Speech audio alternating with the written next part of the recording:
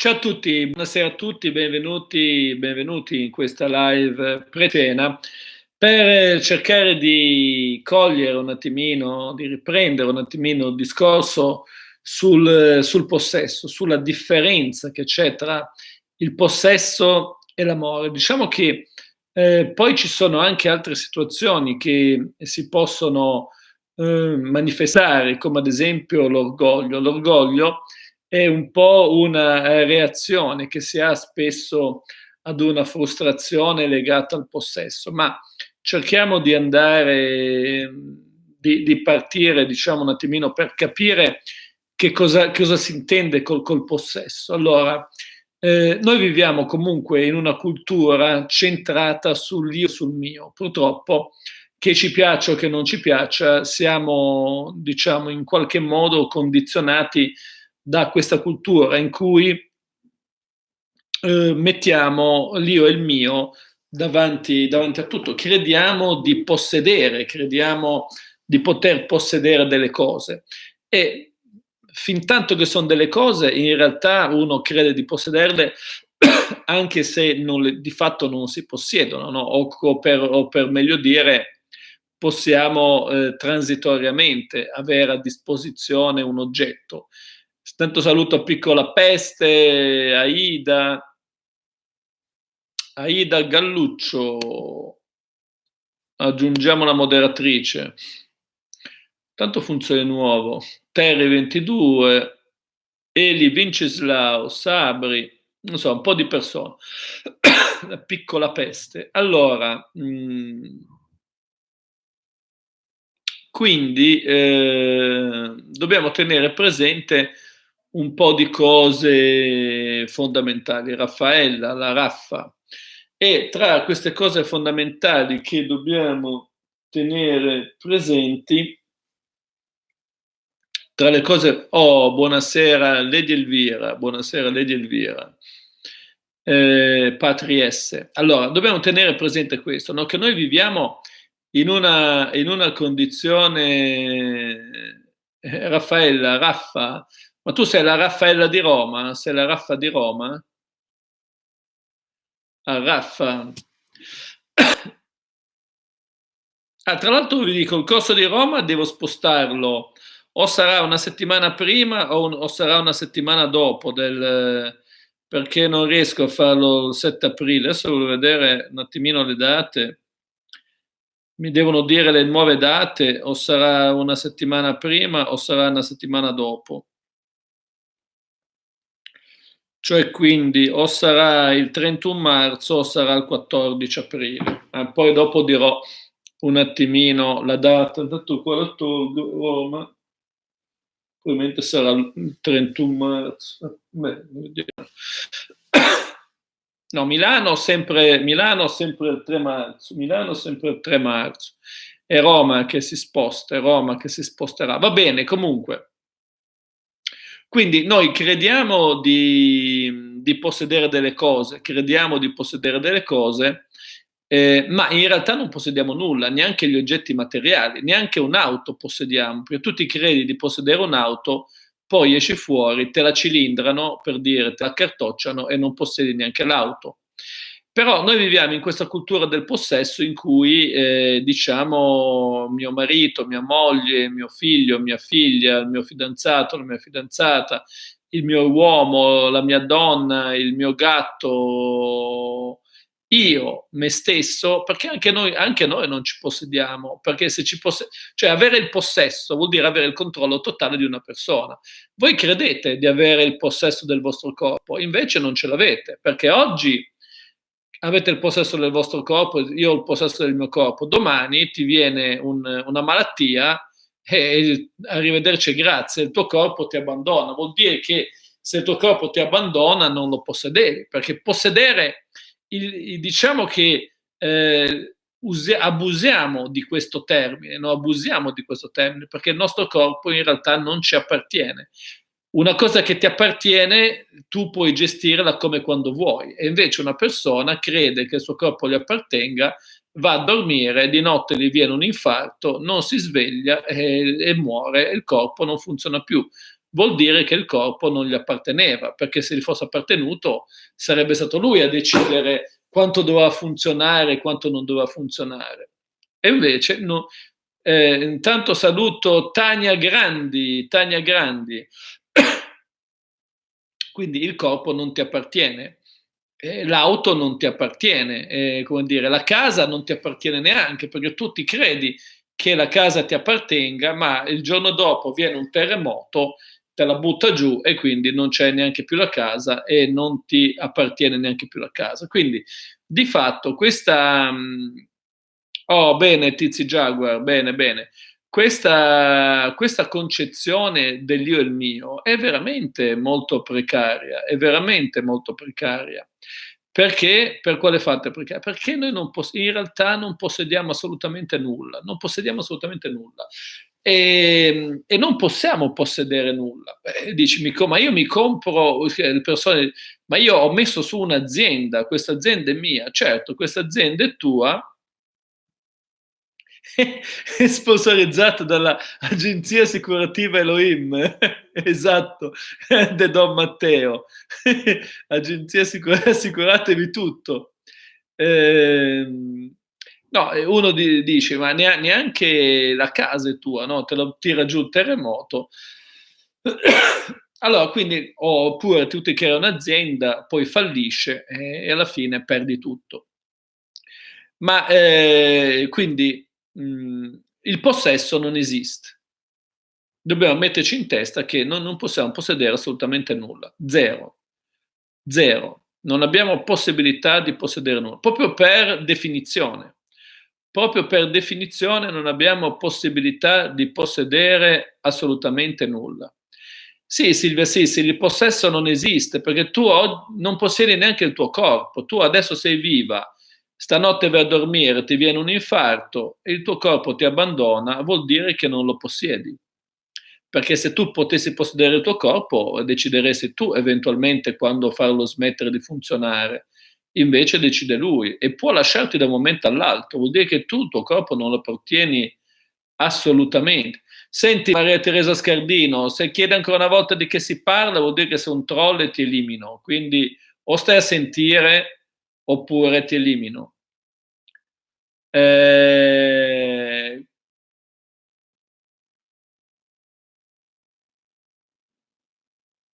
Eh, nessuno riesce a mettere, non è che nessuno riesce a mettersi nella vita. Qua anima, psico, ballerina lì, la posizione lasciano sofferire, nessuno riesce a mettere, non è che tu non riesci a mettere le mani nella vita, tu sei nelle mani della vita, tu sei nelle mani dell'universo. Non è che ti ci devi mettere, indipendentemente da quello che tu credi, le cose funzionano così. Se tu credi le cose diversamente, hai una non corretta visione della realtà. Se tu credi di poter possedere qualcosa, hai una non corretta visione della realtà. Quindi non importa quello che non è che tu ti devi mettere nelle mani dell'universo, tu ci sei nelle mani dell'universo. Non hai non puoi possedere assolutamente nulla, zero.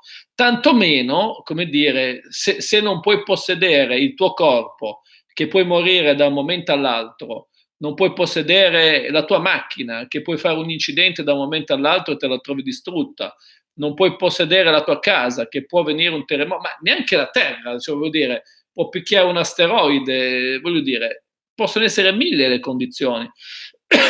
Quindi non esiste possesso. E allora se non esiste possesso, se non esiste possesso, buonasera, la Malgasciona, l'unica cosa certa nella vita è il marchio Malgasciona, perché il marchio Malgasciona è l'unica cosa certa nella vita ed appartiene a Alessandra Casara, solo lei è la detentrice della... Adesso dovremmo fare, però, Alessandra Casara, dovremmo fare una, come si chiama? Un concorso di bellezza, la Malgasciona 2019. Però è vero, Don Matteo, dobbiamo mettere in pista questo concorso in cui Alessandra Casara sarà comunque Malgasciona, diciamo, sempre in prima fila, diciamo così.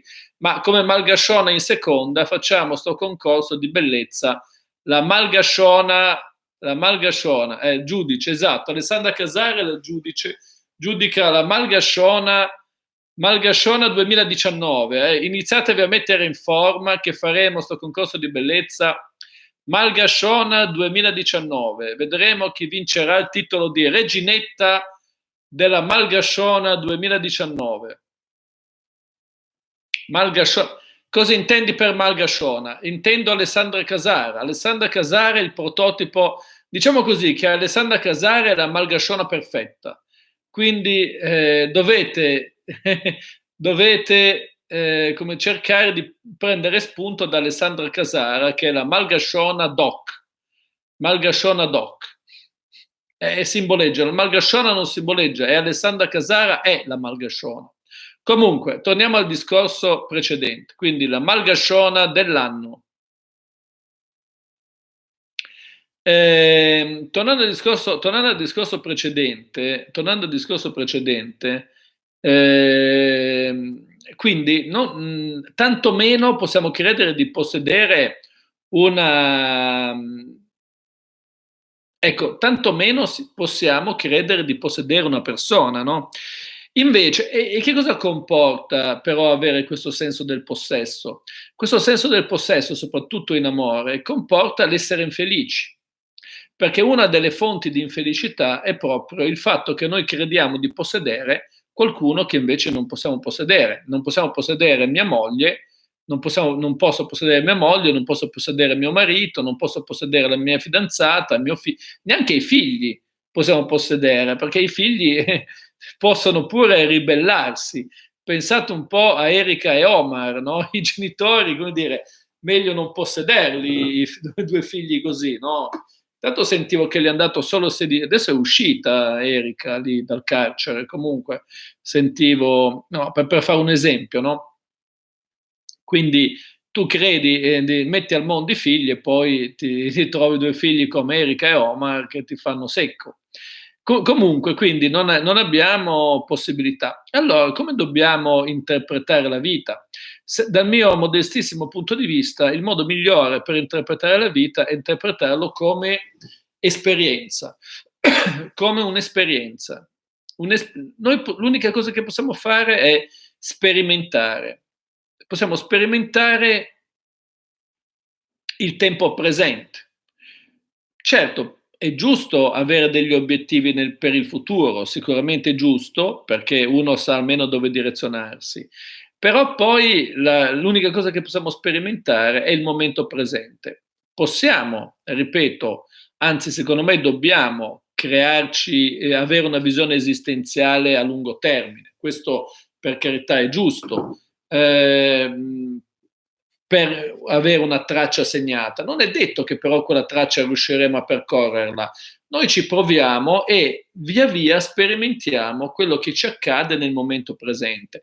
Questo secondo me è la visione più corretta della realtà, no? Perché in questo modo possiamo definire un piano di crescita personale, di esperienze che vogliamo andare a fare. Non è detto che riusciremo a farcela, però noi ci proviamo. Ecco, il tentativo di riuscire a sperimentare qualcosa dovremmo farlo mantenendo il distacco dal risultato. Ma no, i programmi secondo me servono, avere una visione esistenziale di quello che si vuole serve, perché ci indica, è la stella polare che ci indica il cammino. Fin tanto che avremo forza di camminare, cammineremo in quella direzione, ma camminare in quella direzione eh, camminare in quella direzione ti permette secondo te che non avevano lì sono personalità criminali. Cioè, ad esempio, Erika e Omar, queste due che hanno ammazzato i figli, non era il conflitto, sicuramente l'avevano con i genitori, ma poi si è innestato un conflitto su personalità narcisiste, sicuramente, ma anche personalità criminali, cioè perché soltanto una personalità criminale può arrivare a commettere una cosa del genere nei confronti nei confronti dei genitori. Quindi personalità narcisistiche e criminali, che poi non so neanche quale fosse il momento vero. Sì, 6 pilastri d'autostima devo anche averlo da qualche parte. L'ho letta, una lettura d'infanzia, Johnny Roy. Ma ce l'ho anche qua da qualche parte. È una lettura d'infanzia, comunque ce l'ho. Sì, sono sociopatici, certo, sociopatici, personalità criminali, sociopatiche. Intanto saluto Tania Grandi, che è alta 1 metro giusto, giusto 1 metro. 1 metro giusto, giusto 1 metro. Quindi, sì, ma infatti darsi un obiettivo è importante. Darsi un obiettivo è importante perché, bah, guariscono secondo te? Può essere, perché è possibile, ma non è detto che sia così certo. Ehm, quindi dobbiamo tenere presente questo fatto che noi dobbiamo sicuramente darci un obiettivo, ma poi una volta che riceviamo l'obiettivo, dobbiamo vivere l'attimo per attimo, il momento presente. È come se, questa frase mi piace, è come se unissimo l'attimo con l'eternità, perché l'unione dell'attimo con l'eternità ci dà la capacità di essere felici, quando l'attimo si confonde con l'eternità, perché un attimo, il tempo presente, in realtà può diventare eterno. Ecco, questo è quello che dobbiamo, io credo, imparare a fare. E per fare tutto questo dobbiamo vivere con il distacco del risultato. Una cosa interessante è anche smettere di usare il verbo essere. E questa è una tecnica della PNL che prova a suggerirvi, non è così semplice, non è così immediato, però uno può farlo perché il linguaggio che noi usiamo influisce molto sui condizionamenti che noi abbiamo. Il linguaggio che noi usiamo, oh, saluto Andrea, un saluto ad Andrea. Il linguaggio che noi usiamo influisce molto. E questa tecnica si chiama E-Prime e inibisce il verbo essere, cioè quando parliamo, perché il verbo essere è un verbo statico, no? Se io dico, che ne so, io sono scemo, per dire, non è che dico io ho fatto un'azione da scemo, e allora ecco, il verbo essere ti fa diventare qualche cosa, quindi cristallizza un evento. E quindi se uno dice io sono stupido, per dire, ma anche se dicessi io sono intelligente, perché non cambia niente alla fine, sia nel positivo che nel negativo, perché noi non siamo, ecco, perché ci frega il verbo essere? Il verbo essere ci frega perché va contro un principio fondamentale che è quello dell'impermanenza, che è quello del fatto che tutto cambia, tutto si trasforma continuamente. Quindi il verbo essere impedisce questa trasformazione. Perché se io dico io sono stupido, vuol dire che sono così, non posso cambiare. Come dire, io sono basso, cioè Tania Grandi potrebbe dire io sono bassa, e vuol dire che non può crescere. Invece anche Tania Grandi, se si appende i pesi ai piedi, si appende lì, magari qualche millimetro riesce a recuperarlo, pure lei. E abbiamo anche Isabelle Legrand, iscrivetevi anche al canale di Isabelle Legrand, che potrebbe partecipare al concorso Malgasciona dell'anno. Ma secondo me il concorso Malgasciona dell'anno, quindi vediamo un po' il Malgasciona dell'anno, poi Alessandra Casara definisce un attimino quali sono secondo te le possibili papabili per la Malgasciona dell'anno, perché facciamo sto concorso, la Malgasciona 2019, Malgasciona 2019. Malgascione, fatevi avanti. Malgasciona 2019. E allora dicevamo, no? Quindi è interessante. Adesso faremo questo concorso Miss Malgasciona 2019. No, più che Miss, com'è la cosa? No, Mrs. Malgasciona, perché Miss sembra una ragazzina, Mrs. Malgasciona 2019. Anzi, potremmo dire, vabbè, qualcosa, Mrs. Malgasciona 2019. E allora, quindi, tornando al discorso precedente, provate a parlare senza usare il verbo essere. Fatelo per un giorno, magari. Un giorno parlate senza usare il verbo essere. Eliminate completamente il verbo essere, eliminate completamente il verbo essere dal vostro vocabolario. Eliminatelo completamente e andate e vedete come vi sentirete. Ci sono dei cambiamenti, ma più che altro no, il verbo essere, è da eliminare il verbo essere, perché il verbo avere, io posso dire io ho un'auto, in questo momento ho un'auto, il verbo avere non mi dà il possesso, diciamo, totale dell'auto. Beh, io sono andato, io vado, non sai neanche parlare tu, Patriesse. Vai a scuola, vai in prima elementare, vai a studiare l'italiano. Neanche parlare, sai. Io vado, che io so, anziché dire io sono andato, io vado. No, neanche l'italiano, sai. E vieni qua, neanche l'italiano. Ah, ok, era una battuta. Ah, meno male, meno male, meno male. Quindi andate a studiare. Andate a studiare, andate. Comunque, soprattutto il verbo essere, non importa che sei italiano, terra piattaro, puoi parlare anche in francese, non importa. Sitzplatz, bravo, Sitzplatz.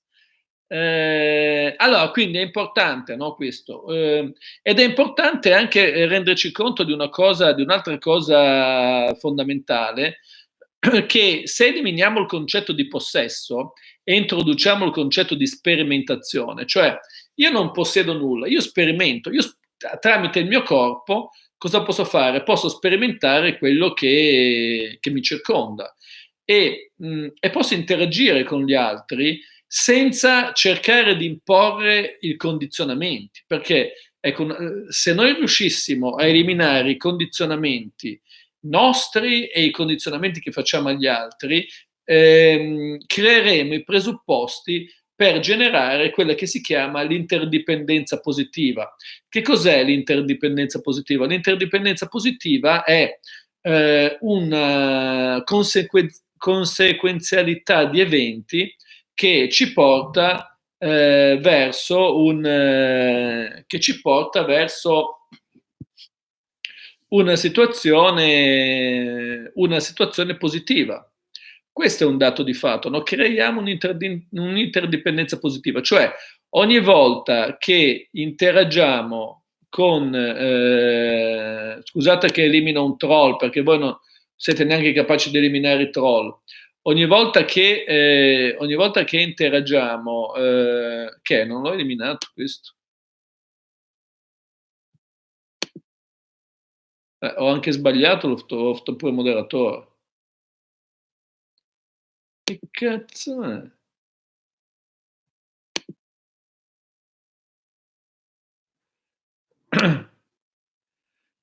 Parlo io, poi avevo fatto moderatore, quel Dragon lì che ripeteva 50 volte la stessa domanda, no? Sto Dragon. Quando aveva detto eliminate i cose, ho sbagliato, l'ho fatto moderatore, poi l'ho eliminato dopo però. Ho fatto moderatore il troll è proprio la cosa micidiale. Ho fatto moderatore il troll, però poi l'ho eliminato subito dopo, subito dopo. L'ho anche sbloccato, ma poi l'ho ucciso, l'ho ucciso. Adesso è stato sbloccato? Ah, l'ho sbloccato? Ma l'ho sbloccato, ho fatto casino, ho fatto casino. Ah, infatti c'è, ecco, l'avete eliminato. Però a terra piattata. No, sospeso. Vabbè, no, sì, facciamo un po' di casino. Cioè, ecco, è stato nascosto. Brava Catwoman. Catwoman, brava. Devo dire che Catwoman è brava. Io ho fatto solo casino, ho fatto solo casino. No, ma che fate di nuovo? Gaia! Non fa casino! Ha già fatto Catwoman, adesso l'hai sospeso di nuovo. Fate casino. Fate più casino di me. Aveva fatto tutto Catwoman, non toccate più niente. Adesso avete fatto. Stai ferma, Gaia, che tu fai solo casini. Ci pensa Catwoman. Adesso non toccate più una mazza che hai fatto solo casini. State fermi. Oh, perché ha fatto tutto Catwoman. Brava, Catwoman è la nostra killer di troll. Se facciamo Miss Killer di troll, vince Catwoman. Quindi bisogna appunto imparare a eh, no, ma scherzo, è tutta una recita.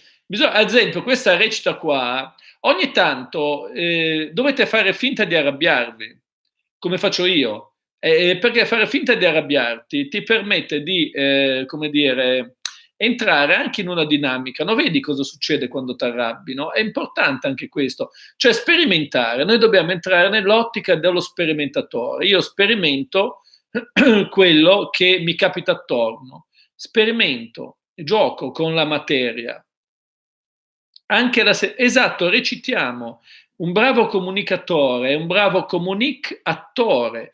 Noi dobbiamo interpretare tante parti. Intanto recitiamo sempre, perché intanto recitiamo sempre. Purtroppo siamo in un palcoscenico, siamo in una matrix e dobbiamo recitare in questa matrix. Dobbiamo recitare in questa matrix e recitare in questa matrix cosa vuol dire? Vuol dire andare a sperimentare anche gli stati d'animo, andare a sperimentare le cose, ma non dobbiamo mai crederci però. Cioè io posso arrabbiarmi, ma non devo credere di essere arrabbiato, perché la rabbia passerà, è un qualcosa che deve passare. Posso essere felice, ma non devo credere di essere felice, perché nel momento in cui io credo di essere felice, nel momento in cui io credo di essere felice, la felicità già se ne va. Già se ne va per quale motivo? Perché tutto cambia, no? Noi siamo su un'altalena che sale e che scende, la vita è da un'altalena. Quando è che riusciamo a raggiungere l'illuminazione? Quando saltiamo fuori dall'altalena, perché l'altalena è il piacere e la sofferenza, no? Noi siamo sopra un'altalena. Quando siamo in piedi qua nella zona alta sperimentiamo piacere, allora abbiamo paura di perdere il piacere, ma tanto l'altalena scenderà, automaticamente scenderà, ci livelliamo e poi andremo verso il basso, sperimenteremo la sofferenza. C'è chi sta un po' di più nella sofferenza, ma quando sperimenta la sofferenza poi l'altalena si sposta e poi va verso il piacere. C'è chi magari impara a stare un po' di più in questa posizione, impara a stare un po' di più, ma poi le cose cambiano. E quindi, alla fine, qual è l'unica vera salvezza? Non è restare in questa posizione, perché tanto poi scenderà. L'unica vera salvezza è saltare dall'altalena, cioè non giocare più a questo gioco di illuminazione. E noi possiamo saltare fuori dall'altalena se eliminiamo tutti i veleni mentali. Tutti i veleni mentali faranno sì che l'altalena starà sempre su. Se eliminare i veleni mentali vuol dire tenere sull'altalena. Perché i veleni mentali quali sono? Sono il possesso, ad esempio, il senso del possesso è un veleno mentale che fa scendere l'altalena, la tira verso il basso, la tira verso il basso. Non è che si tratta di essere veri, in realtà tu non sei, quello lì che diceva io sono vera, non sei vera. Tu reciti una parte come tutti gli altri, non sei vera perché reagisci alle situazioni. Beh, è bella anche l'altalena. L'altalena sempre su vuol dire che tu sperimenti uno stato di piacere, ma in realtà altalena sempre su vuol dire che tu salti fuori dall'altalena, vuol dire che non hai più necessità di stare in questa matrix, che adesso si utilizza il termine matrix, no? Ma Buddha 2500 anni fa utilizzava il termine samsara e matrix e samsara sono esattamente la stessa cosa. Il matrix e samsara sono esattamente la stessa cosa. Beh, l'invidia, ma anche la gelosia però, ma anche l'attaccamento, ma anche il rancore, sono tutti veleni mentali che ti tengono, diciamo, l'altalena e tengono verso il basso, perché ditemi come una persona gelosa può essere felice, ditemi come una persona invidiosa può essere felice, ditemi come una persona rancorosa può essere, cioè non è possibile essere felici se sei invidioso, geloso, rancoroso e possessivo, non è proprio possibile. Quindi noi non dobbiamo tenere, Sì, tutti i tipi di dipendenza, ma soprattutto, oltre ai tipi di dipendenza, anche non avere proprio una corretta visione della realtà, il poter credere che le cose restino sempre così come sono. Questo vale anche nel male. Quando una persona sta di merda, in realtà, se credesse veramente che esiste l'impermanenza, vorrà dire che le cose cambieranno. Paradossalmente, questo è un po' il concetto, diciamo, del Tao, no? Il Tao che nella parte nera c'è il seme bianco e nella parte bianca c'è il seme nero. Quindi vuol dire che quando tu stai male, in realtà dentro di te hai già il seme della guarigione, hai già il seme del cambiamento, quindi hai già il seme della positività. Quando è che iniziamo a morire? Nel momento in cui siamo fecondati, cioè nel momento in cui un ovulo è stato fecondato, inizia a invecchiare e giorno per giorno inizia a morire. Quindi nella vita, nella nascita della vita, c'è dentro il seme della morte. Ecco, questa è una condizione interessante, non è una condizione taoista, perché la condizione taoista di fatto elimina la morte come fine, perché la morte ha già dentro il seme della vita.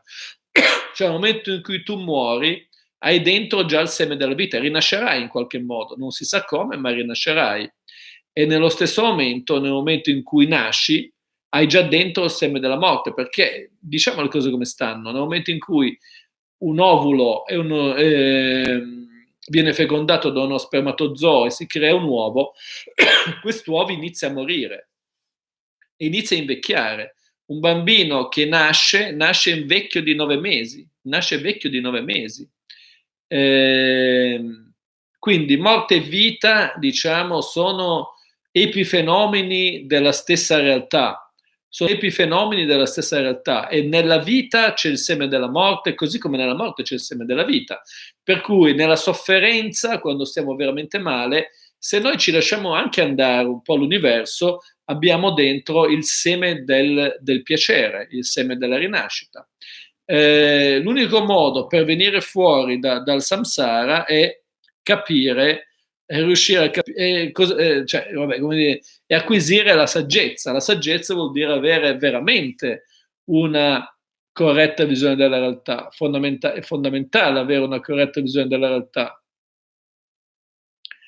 Mia nonna è posseduta da Lucifero, beh, ma Lucifero non esiste, quindi tranquillizza la nonna, Lucifero non esiste, quindi terra piattaro, puoi tranquillizzare la nonna. È un'invenzione, no? Satan è un'invenzione, vuol dire semplicemente l'oppositore. E sono tutte invenzioni, certo non esiste, sono tutte invenzioni, nella Bibbia non c'è mai scritto, no? Satan, anche Yahweh poteva avere la funzione di Satan, significa oppositore, quindi non esistono, sono tutte, cioè esistono il lux, sì, il lux, sono entità, esistono nel momento in cui la persona ci crede, certo, le entità esistono, ma non esiste un'entità malvagia in senso assoluto. Uno dice, ma come dire, io userei una terminologia un po' diversa dal malvagio e utilizzerei la terminologia esistono entità sotto controllo ed esistono entità fuori controllo. Le entità sotto controllo sono tutte le entità che contribuiscono, entità che siano corporee o non corporee, entità eteree. Le entità sotto controllo sono quelle che contribuiscono o che hanno, per così dire, come obiettivo lo sviluppo spirituale dell'essere umano. Le entità fuori controllo sono quelle che non hanno come obiettivo lo sviluppo dell'essere umano. E allora ci sono, ad esempio, ci sono diverse entità, ci sono diverse entità che possono essere sotto controllo, cioè sotto controllo vuol dire che in realtà contribuiscono a uno sviluppo positivo, a una crescita positiva dell'essere umano. Altre entità che non contribuiscono, ma non esiste il male assoluto, anche perché il male assoluto, rientrando nel concetto taoista, ha dentro il seme del bene. Quindi è importante, no? E dobbiamo anche tenere conto della legge della conversione, dell'inversione, che se tu continui a dare sempre lo stesso stimolo, ottieni il risultato diverso. Ma poi entità ce ne sono tantissime, entità non corporee ce ne sono veramente tante. Quelle che sono favorevoli allo sviluppo dell'essere umano possono essere positive o negative. Dipende un po', insomma. L'importante è comunque non avere paura, perché noi abbiamo, come dire, l'essere umano da un certo punto di vista è creatore, quindi noi siamo forme ponte, abbiamo la capacità di creare, abbiamo la capacità di creare la realtà e abbiamo la capacità di creare dei mondi e quindi non dobbiamo assolutamente avere paura di nessuna entità, né corporea né non corporea. Abbiamo tutte le possibilità, non ho mai creduto, ma sì, infatti non si tratta di credere o non credere. Nelle esperienze, ad esempio, di contattismo si può tranquillamente entrare in contatto con diverse entità. D'altra parte sarebbe anche presuntuoso credere che in un concetto anche di fisica quantistica di infiniti universi, quindi nel concetto del multiverso, sarebbe veramente presuntuoso credere che esistano soltanto le forme che noi possiamo sperimentare. Esistono tantissime forme corporee, non corporee, diciamo, e tutte fanno parte di quello che viene chiamato il cosiddetto multiverso. Come sarebbe assurdo pensare che anche, diciamo, da un punto di vista delle forme corporee, diciamo così, esista solo l'essere umano. Noi tutto sommato, diciamo, in questo universo, quindi in questa concezione che noi abbiamo dell'universo, siamo un pianeta periferico di una galassia periferica, per cui però è importante tenere presente che tutto ciò che esiste è anche dentro di noi e tutto ciò che non esiste non è dentro di noi. Quindi noi abbiamo la possibilità, abbiamo il potere di Maya, insomma. Il potere di Maya l'essere umano ce l'ha, cioè quello di creare dei mondi, di creare delle realtà, di creare degli universi. E noi creiamo gli universi semplicemente sperimentandoli, gli universi. Possiamo sperimentarli e mentre li sperimentiamo li creiamo. Bene, comunque spero di aver dato un'indicazione utile. L'E-Prime, non utilizzate il verbo essere per un giorno, provate, eliminate il concetto di possesso ed eliminate il concetto di, come dire, di io e mio. E cerchiamo di vivere sperimentando, dandoci degli obiettivi a lungo termine, sicuramente degli obiettivi esistenziali a lungo termine sono importanti, cercando di sperimentare. Di sperimentare. Se entriamo nella logica dello sperimentatore, vedremo la vita, vedremo il mondo da una finestra completamente diversa. Se impariamo a entrare nella logica dello sperimentatore, quindi lo sperimentatore non ha bene e non ha male, sperimenta la realtà che gli viene proposta dall'universo, ma la cambia, quindi la cambia. Bene, allora vi ricordo i corsi. L'unica cosa che, allora, Torino va bene, domani, praticamente domani a Torino, ci vediamo a Torino. Milano, domenica 3 marzo. Roma, ho tolto la data perché potrebbe essere il 30 marzo o il 14 aprile, ma il 7 aprile io non riesco perché è subentrato un impegno, per cui il corso di Roma è ancora a definire la data, ma sarà o il 14 aprile o il 30 di marzo. 31 di marzo, 31 credo, marzo è 31 giorni, non so, 30 o 31 marzo. Quindi